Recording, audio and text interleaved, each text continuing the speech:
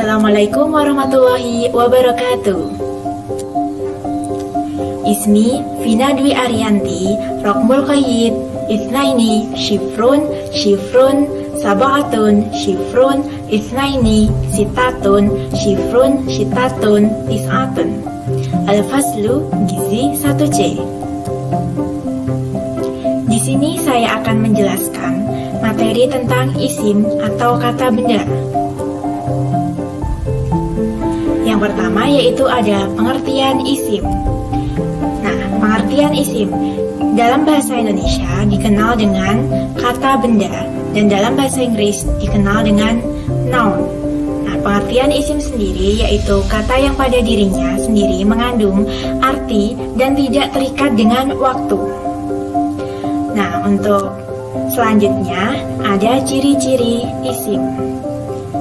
Ciri-ciri isim yang pertama yaitu bisa ditanwinkan. Untuk ciri yang kedua yaitu ada alif lam di depannya. Ciri yang ketiga yaitu bisa dimasuki huruf jar. Dan ciri yang keempat yaitu bisa diidhofahkan atau disambungkan dengan kata yang lainnya. Untuk ciri yang kelima yaitu bisa dimasuki munada. Mari kita bahas satu persatu tentang ciri-ciri isim. Yang pertama yaitu bisa ditanwinkan. Nah, contohnya yaitu ada jamiatun yang artinya universitas, kuliatun yang artinya fakultas, kismun yang artinya jurusan, kitabun yang artinya buku, dan masuk yang ciri isim yang kedua yaitu ada alif lam di depannya. Contohnya yaitu ada al-kursiyu yang artinya kursi, al-babu yang artinya pintu, al-faslu yang artinya kelas, al-hizanatu yang artinya lemari. Masuk ciri isim yang ketiga yaitu bisa dimasuki huruf jar. Nah, di sini huruf jar dalam bahasa Indonesia dikenal dengan kata sambung. Huruf jar dalam bahasa Arab yaitu ada fi yang berarti di, ila yang berarti ke, li yang berarti untuk, ngan atau min yang berarti dari, ala yang berarti di atas, bi yang berarti dengan, dan kaf yang berarti seperti. Untuk contohnya yaitu ada fil fasli. Nah, artinya yaitu di kelas. Nah, di sini ada huruf jar yaitu fi. Nah, otomatis kata setelah huruf jar itu termasuk dalam isim. Masuk ciri yang keempat yaitu ada bisa diidhofahkan atau bisa disambungkan dengan kata lainnya. Nah, idhofah itu sendiri yaitu mentaklidkan satu kata dengan kata yang lain yang asalnya itu maknanya berdiri sendiri antara satu dengan yang lain. Setelah itu digabung jadi satu dan memiliki makna yang sama. Contohnya yaitu ada fil yaumul sulasa. Nah, ini ada yang berarti artinya itu hari Selasa. Nah, di sini jika dia berdiri sendiri itu yaum berarti hari, as-sulasa yang berarti hari Selasa. Nah, ketika diidhofahkan dia memiliki makna yang sama, yaitu menjadi satu, yaitu hari Selasa. Lanjut, ciri isim yang kelima yaitu ada bisa dimasuki munada. Nah, munada itu apa? Munada itu dikenal dengan kata panggilan dalam bahasa Indonesia. Munada dalam bahasa Arab yang biasanya sering dipakai yaitu ya yang berarti ha, hai, dan ya ayuha yang berarti wahai. Nah, untuk contohnya yaitu ada ya Muhammad yang artinya wahai Muhammad. Masuk ke pembagian isim. Nah, pembagian isim sendiri itu yang pertama yaitu berdasarkan jenisnya. Nah, berdasarkan jenisnya ada isim mudzakkar dan isim muannats. Nah, itu perbedaannya bagaimana? Mari kita bahas. Nah, mudzakkar itu kata benda yang menunjukkan laki-laki. Nah, cirinya yaitu ada dhammah tanwin di belakangnya. Nah, sedangkan muannats itu isim atau kata benda yang menunjukkan perempuan. Nah, ciri umumnya yaitu ada tak tanis dan domah tanwin.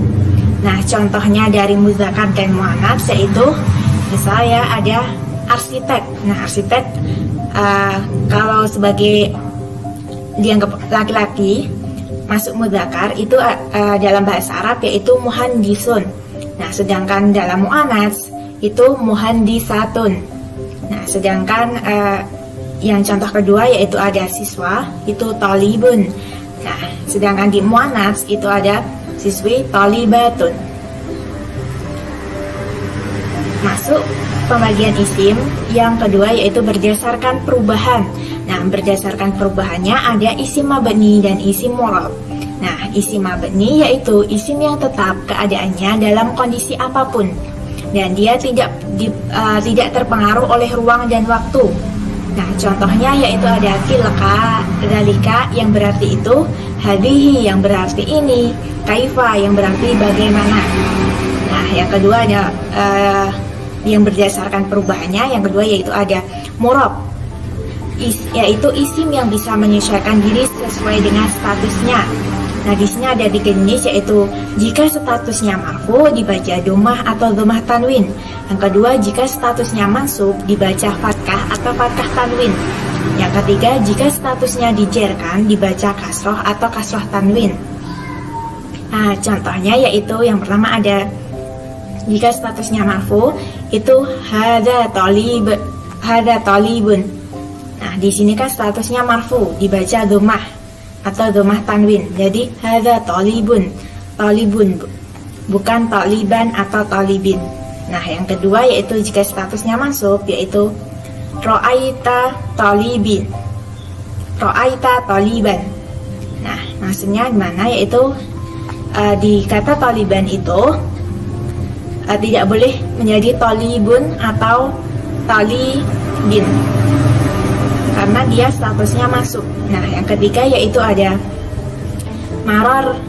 marartu bi talibin. Nah, di sini harus bi talibin. Kenapa? Karena dia statusnya dijarkan. Sebelumnya kan ada huruf jar bi. Nah, itu berarti setelahnya harus kasroh, dibaca kasroh atau kasroh tanwin. Tidak boleh dibaca fathah atau domah. Contohnya tidak boleh menjadi taliban atau talibun. Selanjutnya itu ada pembagian isim berdasarkan kejelasan. Nah, berdasarkan kejelasannya yaitu ada isim nakirah dan isim ma'rifah. Nah, isim nakirah itu bagaimana? Yaitu isim yang menunjukkan makna umum. Nah, cirinya yaitu yang pertama ada pakai tanwin, yang kedua yaitu ada isim nakirah itu sifatnya general atau umum. Jadi dia tidak menspesifikkan seseorang atau suatu tempat. Nah, contohnya ada kitabun yang berarti buku, sayaratun yang berarti mobil. Dan isim ma'rifah yaitu isim yang menunjukkan makna khusus. Nah, cirinya yaitu ditandai atau pakai alif lam. Nah, dia menunjukkan nama seseorang atau sesuatu tempat. Jadi dia lebih ke spesifik ke seseorang, nama seseorang atau suatu tempat. Nah, contohnya yaitu ada Semarang. Semarang yaitu yang menunjukkan artinya itu dia kalau sebuah nama suatu tempat yaitu Semarang. Nah, yang kedua yaitu ada Abdullah. Nah, dia menunjukkan bahwa nama seseorang itu bernama Abdullah. Nah, yang terakhir yaitu ada Ad-Duhur. Nah, yang berarti zuhur. Nah, selanjutnya adalah pembagian isim berdasarkan jumlahnya. Berdasarkan jumlahnya, isim dibagi menjadi 3. Yang pertama yaitu ada mufrad, yang kedua ada mutsanna, yang ketiga ada jama' atau plural. Nah, di sini kita bahas dulu isim mufrad dan isim mutsanna. Nah, isim mufrad yaitu bagaimana isim yang menunjukkan jumlah 1. Nah, ciri umumnya yaitu ada alif lam ataupun domah tanwin.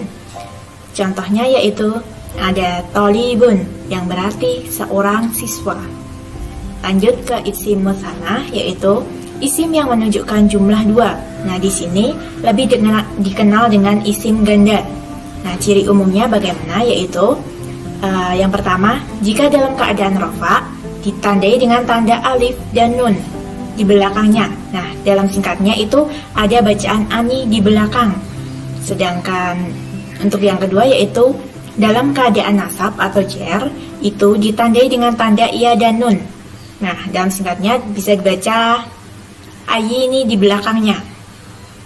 Contohnya yaitu yang pertama ada tolibani. Nah, itu artinya dua siswa. Dia dalam keadaan rafa. Yang kedua yaitu ada contohnya qalamani. Nah, itu dalam keadaan rafa juga. Sedangkan dalam keadaan nasab atau jarnya yaitu ada al-qalamaini. Nah, dua kata tersebut artinya sama, yaitu dua pena. Hanya berbedanya dalam keadaan rafa dan dalam keadaan nasab atau jar dan jar. Selanjutnya pembagian isim yang berdasarkan jumlahnya yaitu ada isim jamak. Nah, maksudnya isim jamak yaitu isim yang menunjukkan jumlah lebih dari dua. Kalau yang pertama tadi ada isim mufrad. Nah, yang isim yang jumlahnya dua yaitu ada isim mutsanna. Nah, yang untuk isim yang jumlahnya lebih dari dua yaitu ada isim jamak. Isim jamak sendiri dibagi lagi menjadi tiga, yaitu yang pertama ada jamak mudzakkar salim, yaitu jamak yang dibentuk dari isim mufradnya digunakan untuk menunjukkan suatu jenis laki-laki atau dianggap laki-laki. Jadi ciri umumnya itu ada una atau ina di belakangnya. Contohnya yaitu ada talibuna. Nah, itu yang berarti beberapa siswa laki-laki. Nah, untuk yang kedua yaitu ada jamak muannats salim. Nah, jamak muannats salim itu yaitu jamak yang dibentuk dari isim mufradnya digunakan untuk menunjukkan suatu jenis perempuan atau dianggap perempuan. Ciri umumnya yaitu ada atun atau ati di belakangnya. Contohnya yaitu ada talibatun. Nah, itu artinya yaitu beberapa siswa perempuan. Untuk yang terakhir yaitu ada jamak taksir. Nah, jamak taksir yaitu suatu jamak yang berubah dari bentuk mufradnya dengan memecah katanya sehingga mempunyai makna yang banyak. Contohnya yaitu ada tolabun. Nah, artinya yaitu beberapa siswa. Nah, sekian dari penjelasan kami. Dari penjelasan saya, apabila ada salah saya mohon maaf. Syukron. Wassalamualaikum warahmatullahi wabarakatuh.